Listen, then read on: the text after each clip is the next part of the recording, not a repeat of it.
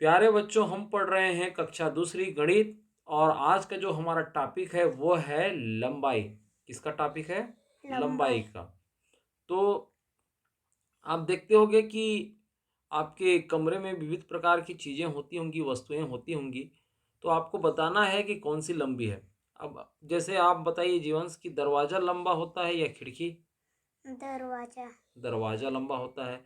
श्यामपट चौड़ा होता है या दरवाज़ा? श्यामपट। श्यामपट चौड़ा होता है। तुम ऊंचे हो या दरवाज़ा? दरवाजा।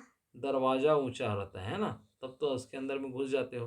रोशनदान, जो कि ऊपर में छोटी सी खिड़की होती है, वो बड़ा होता है कि जो खिड़की होती है वो? खिड़की। खिड़की, ठीक है। रोशनदान ऊपर में जो गर्म हवा घर में जो रहता है उसके छत के नीचे में जो छोटी सी वहाँ से गर्म हवा निकलती है, उसको रोशनदान बोलते हैं। तो उसकी बात हो रही थी। तो इस प्रकार से आप देख करके जान गए कि कोई भी चीज़ लंबा होता है कि छोटा। कई लेकिन कई बार ऐसी होती है कि दो वस्तुएं जो है दिखने को बराबर दिखती हैं, आप आंखों से नहीं देख पाओगे, अवलोकन करके नहीं जानोगे। तो इसके लिए आपको जो है कुछ काम सीखने होंगे, जैसा कि यहाँ पर बताया गया है। वैसे यहाँ पर देख रहे हो कि इस लड़के ने जो है अपना जो है पांचों उंगलियों को छापा हुआ है पेन में, ये देखिए, कागज में। और यहाँ से वो पता लगा रहा है कि कौन सा जो है उंगली उसका बड़ा है। वैसे आप बताइए कि कौन सी उंगली सबसे लंबी होती है? बीच। बीच की, मध्यमा बोलते हैं, बीच में रहता है इसलिए उस उंगली का नाम क्या है? मध्यमा। मध्यम। और कौन सी उंगली जो है सबसे छोटी होती है, जिसको हम छत्तीसगढ़ी में क्या बोलते हैं? ये वाली उंगली सबसे छोटी होती है कि नहीं? तो इसको क्या उंगली बोलते हैं? चीनी अंठी। चिन। जिसको हिंदी में बोलते हैं कनिष्ठा। क्या? कनिष्ठ। कनिष्ठा। कनिष्ठ।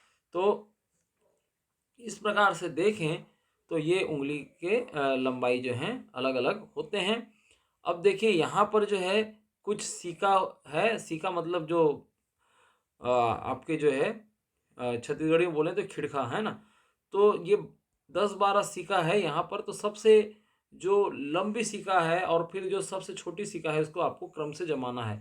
तो आप तो इसको एक दूसरे को जो है जोड़ करके जो है आप जान जाओगे इस प्रकार से, यदि करना रहेगा तो। अब ये देखिए यहाँ पर जो है आप देख पा रहे हो कि पत्तों को भी उसने लड़की जो है जमा रही है ना। तो ये काम भी आप कम कर सकते हो। अपने आसपास का जो सबसे ऊंचा पेड़ कौन सा है? आप देखते हो कि सबसे ऊंचा पेड़ क्या रहा है, उसका नाम क्या है? ऊंचा जो पेड़? पीपल। पीपल। पीपल जो है सबसे ऊंचा पेड़ होता है। और सबसे ऊंचा मकान कौन सा है, किसका है? आसपास देखोगे तो किनका है ना? किनका है जी? रोहन। रोहन घर का है। चलो ठीक। और कक्षा में सबसे लंबा कौन है आपके कक्षा में? तानिया। तानिया सबसे लंबी है ना। तो ये इस प्रकार से आप जो है कैसे पता लगाते हो? ये देख करके ही पता लगा रहे हो, है ना। लेकिन इसका नापने का भी चीज़ होता है नहीं। आप बारी बारी से जो है धागे की सहायता से भी आप नाप सकते हो। जैसे कि यहाँ पर एक लड़का जो है देखिए धागे से नाप रहा है ना, कि कौन सा जो है सीख जो है सबसे बड़ा है। और इसी तरीके से जो है आप चाहो तो चल कर भी नाप सकते हो। जैसे कोई चीज़ जो है कितना दूरी में है, कौन कितनी लंबाई में मतलब दूरी में है ना। दूरी जो नापते हैं ना, कौन कितना दूरिया है बोल के, तो उसको किस में नाप सकते हो? चल चल के। करके।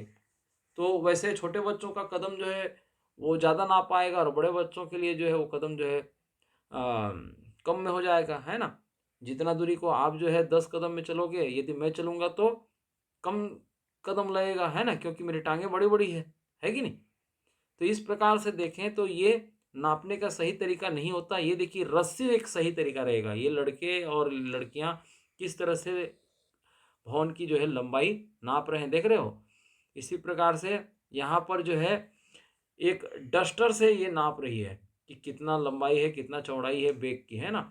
तो इस प्रकार से चीज़ों की मदद से जो है आप नाप सकते हो। यहाँ पर देखिए मेज, बस्ता, खिड़की और चार्ट, कैलेंडर को नापने के लिए कह रहा है।